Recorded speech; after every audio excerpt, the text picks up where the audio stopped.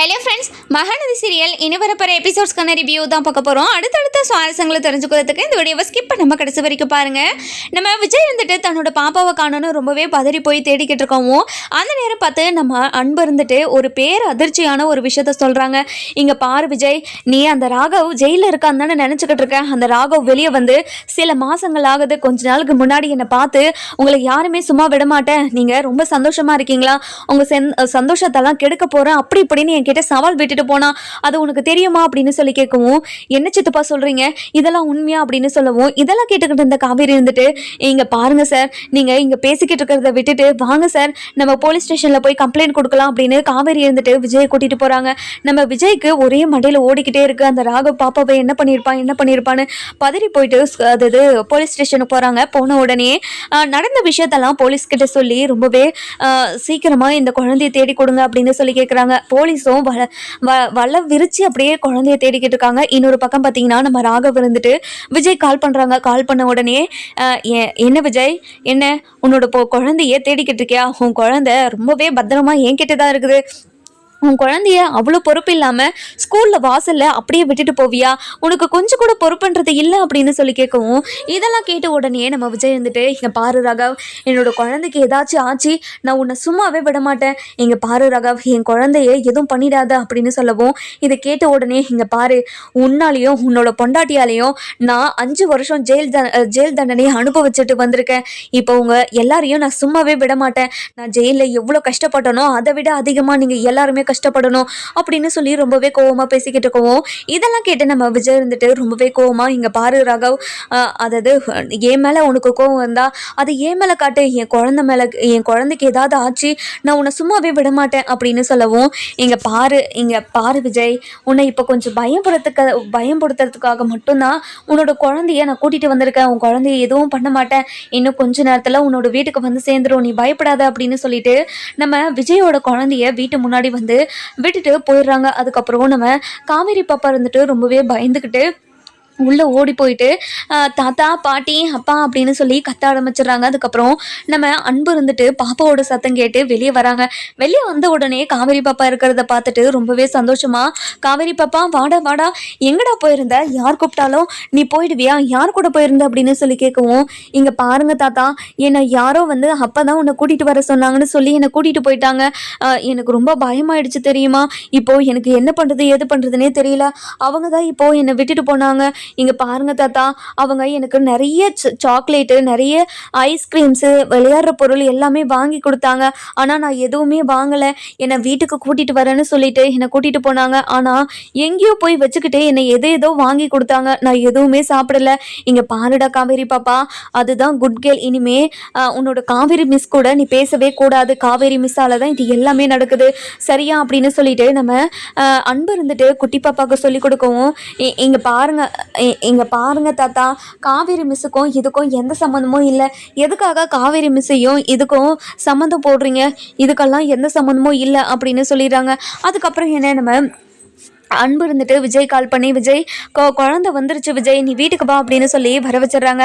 அதுக்கப்புறம் என்ன நம்ம விஜய் இருந்துட்டு ரொம்பவே பதறி போயிட்டு வீட்டுக்கு வந்துடுறாங்க. வீட்டுக்கு வந்த உடனே நம்ம குழந்தைய பார்த்து ரொம்பவே இமோஷ்னலாக குழந்தைய கட்டி பிடிச்சிக்கிட்டு, இங்கே பாருடா பாப்பா, நீ என்கிட்ட என்ன சொன்ன, நீ வராதப்பா, நான் காவேரி மிஸ் கூட போகிறேன்னு தானே சொன்னேன், எதுக்காக நீ காவேரி மிஸ் கூட வரல, இங்கே பாருங்கப்பா, காவேரி மிஸ் என் மேலே ரொம்ப கோவமாக இருக்காங்க. அது மட்டும் இல்லாமல் நீங்கள் காவேரி மிஸ்ஸை டீஸ் பண்ணதுனால தான் காவேரி மிஸ் என்கிட்ட ஒழுங்காகவே பேசவே இல்லை தெரியுமா. நீங்கள் எதுக்காக காவேரி மிஸ்கிட்ட அப்படியெல்லாம் நடந்துக்கிறீங்க, இனிமேல் காவேரி மிஸ்கிட்ட அப்படியெல்லாம் நடந்துக்க மாட்டேன்னு அவங்கக்கிட்ட சாரி கேளுங்கப்பா. என்கிட்ட அவங்க கிளாஸில் கூட ஒழுங்காக பேசவே இல்லை. எனக்கு எவ்வளோ கஷ்டமாக இருக்குது தெரியுமா. எனக்கு இனிமேல் ஸ்கூலுக்கு போகவே பிடிக்கல. காவேரி மிஸ் என்கிட்ட ஒழுங்காக பேசினா மட்டும்தான் நான் ஸ்கூலுக்கே போகுவேன் அப்படின்னு சொல்லிடுறாங்க.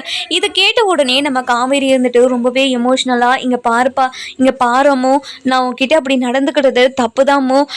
என்னை பிரின்சிபல் மேம் கூப்பிட்டு அந்த கிளாஸ்லேயே உனக்கு மட்டும்தான் நான் ப்ரிஃபரன்ஸ் கொடுக்குறேன், நான் உன்னை மட்டும் தான் கவனிச்சுக்கிறேன்னு சொல்லிட்டு அவங்க எனக்கு வார்னிங் கொடுத்தாங்க.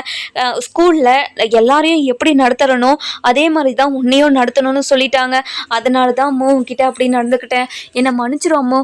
நம்ம ஸ்கூலுக்கு வெளியில் ரொம்ப ரொம்ப பாண்டிங்காக ரொம்ப சந்தோஷமாக இருந்துக்கலாம். ஸ்கூலுக்கு போன உடனே அங்கே எல்லாரும் எப்படி நடந்துக்கிறவங்களோ அதே மாதிரி தான் உன்னையும் நடத்த முடியும், என்னை மன்னிச்சிருவோமோ அப்படின்னு சொல்லிட்டு சாரி கேட்குறாங்க. இங்கே பாருங்கள் மிஸ், நீங்கள் அதை என்கிட்ட சொல்லியிருந்தா நான் உங்களை புரிஞ்சிருந்திருப்பில்ல மிஸ், என்னை எதுக்காக வீட்டுக்கு கூட்டிகிட்டு போக மாட்டேன்னு சொன்னீங்க. இங்கே பாருடாமோ, உனக்கு அதிகமாக அட்வான்டேஜ் கொடுத்தா நீ அதிகமாக என்கிட்ட ஒட்டி பண்ணுறதுக்காக தான் அப்படியெல்லாம் பண்ணேன், என்னை மன்னிச்சிருடா, இனிமேல் நான் அந்த மாதிரியெல்லாம் பண்ண மாட்டேன் சரியா. இங்கே பாருங்கள் மிஸ், கிளாஸில் வேணால் உங்கள் கூட நான் பேசாமல் இருக்கேன், வெளியே வந்த உடனே நீங்கள் சாரதா பாட்டி கிட்ட கூட்டிகிட்டு போய் என்ன பேச வையுங்க, கொஞ்ச நேரம் நான் அங்கே இருந்துட்டு என்னோட வீட்டுக்கு போகிறேன் ப்ளீஸ் மிஸ், இது மட்டும் டெய்லியும் எனக்காக பண்ணுறீங்களா அப்படின்னு சொல்லவும், இதை கேட்ட உடனே நம்ம அன்பு இருந்துட்டு, இங்கே பாரு பாப்பா, இனிமேல் அவங்க கூடலாம் போகக்கூடாது, நீ எதுக்காக அவங்கக்கிட்ட போகணும், அவங்களால தான் இது எல்லாமே நடந்தது. இங்கே பாருங்கள் மிஸ், என்னோட என்னோட என்னோட பேத்திக்கு நீங்கள் பாடம் சொல்லி கொடுக்குறீங்களா, அதோடு நிறுத்திக்கோங்க. அவங்கள வீட்டுக்கு என்னோட பையனை வீட்டுக்கு கூப்பிட்றதும் என்னோட பேத்தியை வீட்டுக்கு கூப்பிட்றதும் அந்த வேலையெல்லாம் உங்களுக்கு வேண்டாம் அப்படின்னு சொல்லிடுறாங்க. இதை கேட்ட உடனே விஜய் இருந்துட்டு ரொம்பவே கோவமா, இங்கே பாருங்க சித்தப்பா, இந்த மாதிரி வேலையெல்லாம் வேண்டாம், எதுக்காக மிஸ்கிட்ட இப்படியெல்லாம் பேசிக்கிட்டு இருக்கீங்க, முதல்ல அமைதியாக இருங்க அப்படின்னு சொல்லவும், நம்ம காவேரி இருந்துட்டு, இங்கே பாருங்கள் சார், நான் உங்கள் குழந்தைகிட்ட அதிகமாக அட்வான்டேஜ் எடுத்து பழகினது ரொம்ப பெரிய தப்பு தான், என்னை மன்னிச்சிருங்க, இனிமே அப்படி நான் அம்முக்கிட்ட நடந்துக்க மாட்டேன் அப்படின்னு சொல்லிட்டு கிளம்பிடுறாங்க. அதுக்கப்புறம் என்ன, வீட்டுக்கு போன உடனே நம்ம காவேரி பயங்கரமாக அழுக ஆரம்பிச்சிடுறாங்க.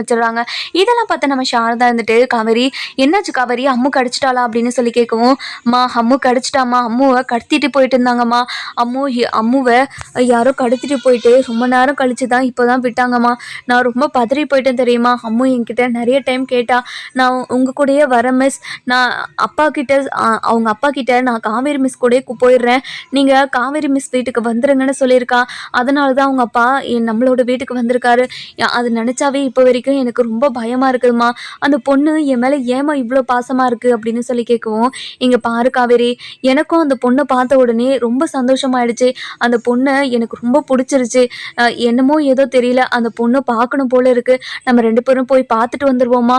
இங்கே பாருங்கம்மா, அந்த வீட்டில் இருக்கிற எல்லாருமே என்னால் தான் இது எல்லாமே நடந்துச்சுன்னு என்னை ரொம்ப திட்டாங்கம்மா, ஆமாம் என்னால் தானே இது எல்லாமே நடந்துச்சு, இது தப்பு தானேம்மா, இதெல்லாம் நான் பண்ணியிருக்க கூடாதில்ல, என்னை மன்னிச்சிருமா, இனிமேல் நான் அப்படி ஒரு தப்பு பண்ணவே மாட்டேன் அப்படின்னு ரொம்பவே எமோஷ்னலாக பேசிக்கிட்டு இருக்கவும், இதெல்லாம் கேட்டுக்கிட்டு இருந்தேன் நம்ம சாரதா இருந்துட்டு ரொம்பவே வருத்தப்படுறாங்க. இங்கே பாரு காவேரி, இனிமேல் அப்படி நடக்காத மாதிரி நீ பார்த்துக்கோ, சரி விடு, இதை நினச்சி அழுதுகிட்டு இருக்காத அப்படின்னு சொல்கிறாங்க.